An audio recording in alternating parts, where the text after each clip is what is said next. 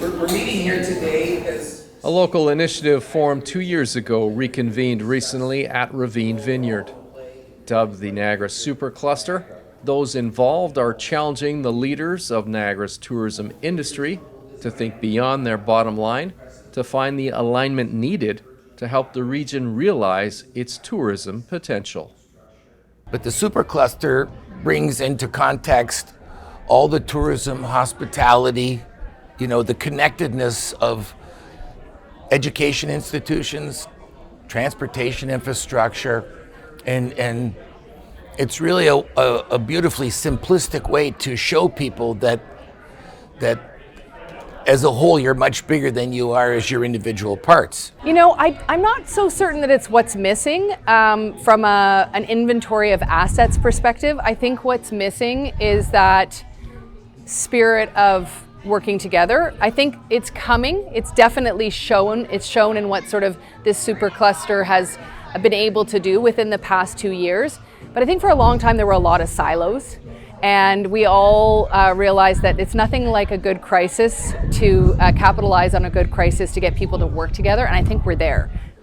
And I think, identifying one of the elephants in the room there, it was important that the people in Niagara Falls understood that they're really part of the broader Niagara region experience.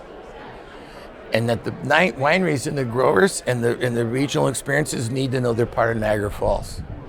So this isn't the two areas competing against each other.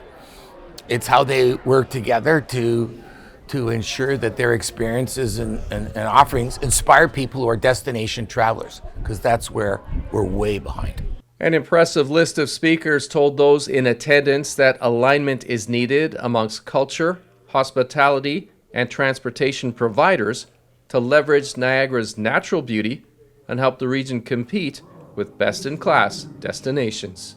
What's key is having something of interest for them to spend on, right? And making sure that they understand it's there.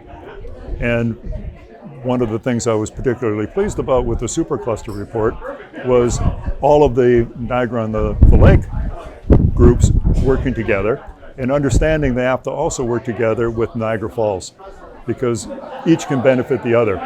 It's kind of strange that you don't have currently some of the winery restaurants having pop-ups in the casinos.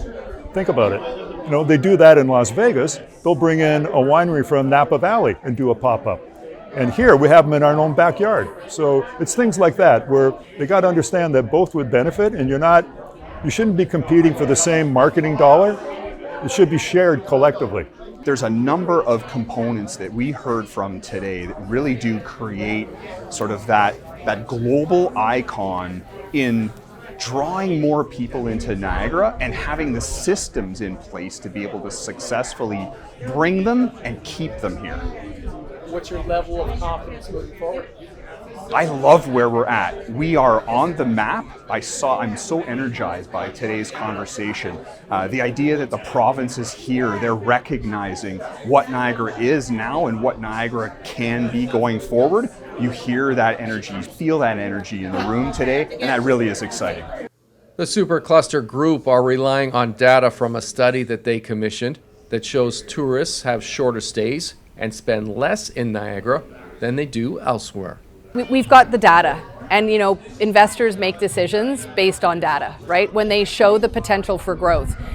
This is where this systems approach of thinking and where we see everything interconnected is so important, because when we can move the masses here, then you can make the argument that it's worth investing in that luxury accommodation. You can make the argument that with that luxury accommodation, it's going to have a restaurant space that's going to attract a chef that's going to have the caliber to get you that critical acclaim on a 50 best list or a Michelin list, right? But I think it's so key that we need the ability to get people here, get the masses, move the masses more, and also get them out of just being in Niagara Falls and get them into this incredible region as a whole. Also in attendance at the summit was MPP Sam Osterhoff and Ontario Minister of Tourism, Culture and Gaming, Stan Chow.